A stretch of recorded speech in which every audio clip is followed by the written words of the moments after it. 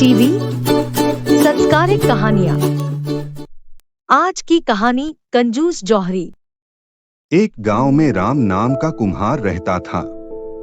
राम और उसकी गधी रोज सुबह मिट्टी लेने जाते थे और मिट्टी लाकर बर्तन बनाकर बाजार में बेच दिया करते थे। ऐसे ही उनकी जीविका चलती थी। एक दिन जब राम मिट्टी खोद रहा होता है, तब उसे गड्ढे में एक चमकीला पत्थर दिखाई देता है। उसे वह पत्थर अच्छा लगता है और उसे अपने पास रख लेता है और अपनी गधी से कहता है, देखो प्यारी, मुझे क्या मिला, मैं इससे तुम्हारे लिए तुम्हारे गले का सुंदर पट्टा बनाऊंगा। ऐसा कहकर वे दोनों घर की ओर चले जाते हैं। अगली सुबह, ये देखो प्यारी, मैंने तुम्हारे लिए उस चमकीले पत्थर से क्या बनाया है, तुम्हें ये बहुत पसंद आएगा। एक दिन कुम्हार के घर घड़ा खरीदने एक बनिया आया। बनिए की नजर गधी के गले में बंधे उस पत्थर पर पड़ गई। उसे भी वह चमकीला पत्थर भा गया और उसे अपने तराजू में सजाने की सोचने लगा। बताइए सेठ जी, आप क्या लेना पसंद करेंगे, आपको क्या दूं? राम, मैं लेने तो मिट्टी का घड़ा लेने आया था, पर तुम्हारी प्यारी के गले में बंधा यह पत्थर मुझे भा गया। क्या तुम इस पत्थर को मुझे दे सकते हो? मैं तुम्हें इसकी अच्छी कीमत दूंगा। राम कुछ सोचकर सेठ जी को बोलता है, सेठ जी, मुझे इस पत्थर के 5 रुपए चाहिए और 2 किलो गुड़ चाहिए।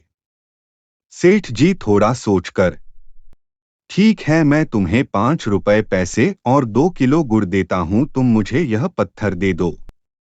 राम उस पत्थर को प्यारी के गले से निकालकर सेठ जी को 5 रुपए और 2 किलो गुड़ के बदले में दे देता है। सेठ उस पत्थर को लेकर अपने दुकान आता है और पत्थर को अपने तराजू में सजा देता है। एक दिन सेठ के दुकान में एक कंजूस जौहरी आता है। जौहरी की नजर तराजू में सजे पत्थर पर पड़ता है। वह देख के तुरंत समझ जाता है कि यह पत्थर नहीं हीरा है। तब सेठ जी कहते हैं, बताइए साहब, आप क्या लेंगे? सेठ, मुझे तुम्हारे तराजू में लगा ये पत्थर चाहिए, इसकी कीमत बताओ। सेठ सोचता है कि मैंने इस पत्थर को 5 रुपए और 2 किलो गुड़ में खरीदा है, तो कुल मिलाकर इसका मूल्य हुआ 10 रुपए। ये पत्थर मुझे प्यारी है, लेकिन ग्राहक को खाली हाथ भेज भी नहीं सकता। तभी, सेठ बताओ इसकी कीमत क्या है? मैं इस पत्थर के 20 रुपए लूंगा। कंजूस जौहरी समझ जाता है कि यह सेठ इस हीरे को पत्थर समझ रहा है, क्यों ना मोल भाव किया जाए, मेरे कुछ पैसे तो बचेंगे। और कहता है, अरे नहीं नहीं, ये तो बहुत ज्यादा है, मैं इसके 12 रुपए दूंगा। तब सेठ कहता है, अरे नहीं, ये तो बहुत कम है, इतने में मैं इसे नहीं बेच सकता, मुझे इसके 20 रुपए ही चाहिए। थोड़ा सोचकर जौहरी, 20 रुपया? अरे 20 रुपया बहुत ज्यादा है, चलो ना तुम्हारा ना मेरा, 15 रुपया में ये मुझे दे दो। नहीं, मुझे तो इसके 20 रुपए ही चाहिए, आपको लेना है तो लीजिए। ये तो 20 रुपए में ही अटक गया है, क्या करूं? चलो यहाँ से जाता हूं, शायद सेठ जाते देखे तो बुला ले। ऐसा सोचकर वह वहां से जाने लगा। जाते जाते वह सोच रहा था कि सेठ उसे बुलाएगा, पर सेठ ने उसे नहीं बुलाया। तकरीबन 1 घंटे बाद जौहरी को लगता है कि शायद सेठ का मन बदल गया हो। अगर नहीं बदला होगा तो मैं उसे 20 रुपए दे दूंगा और हीरे को खरीद लूंगा। ऐसा सोचते सोचते वह सेठ के दुकान की तरफ वापस चला जाता है और सेठ को कहता है, ठीक है सेठ, ये लो 20 रुपए और वो पत्थर मुझे दे दो। अरे ये क्या साहब, अभी कुछ ही देर पहले एक आपके जैसा एक और व्यक्ति आया था, उसे भी वह पत्थर बहुत भा गया और उसने कहा, सेठ, मुझे ये तुम्हारे तराजू में लगा चीज बहुत भा गया है, क्या तुम इसको मुझे बेचोगे? मैं इसे खरीदना चाहता हूँ, इसकी कीमत बताओ। साहब, मैं इसे 20 रुपए में बेचूंगा, इसकी कीमत 20 रुपए है। और उसने मुझे तुरंत 20 रुपए दे दिया और पत्थर लेकर चला गया। यह सुनकर जौहरी ठगा सा महसूस करने लगा। अपना गम कम करने के लिए सेठ से बोला, अरे मूर्ख, वह साधारण पत्थर नहीं, लाखों रुपए कीमत का हीरा था।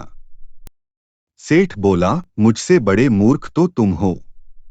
मेरी दृष्टि में तो वह साधारण पत्थर का टुकड़ा था, जिसकी कीमत मैंने 5 रुपए और 2 किलो गुड़ देकर चुकाई थी। पर तुम जानते हुए भी लाखों की कीमत का वह पत्थर 20 रुपए में भी नहीं खरीद सके, तुमसे बड़ा बेवकूफ और कौन होगा। जौहरी पछतावा से भर गया और अपने घर की ओर दुखी मन से जाने लगा।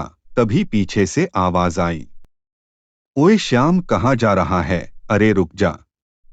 क्या हुआ, इतना उदास क्यों है? चेहरे का रंग उड़ा हुआ है तेरा। क्या बताऊं यार? ऐसा कहकर उसने अपनी सारी आप बीती अपने दोस्त को बताया। तुम्हें पता है, वो हीरा मैंने ही उस सेठ से ली है। ये क्या, तुम भी जौहरी हो, मैं भी जौहरी हूं, तुमने भी उस हीरे को पहचान लिया था।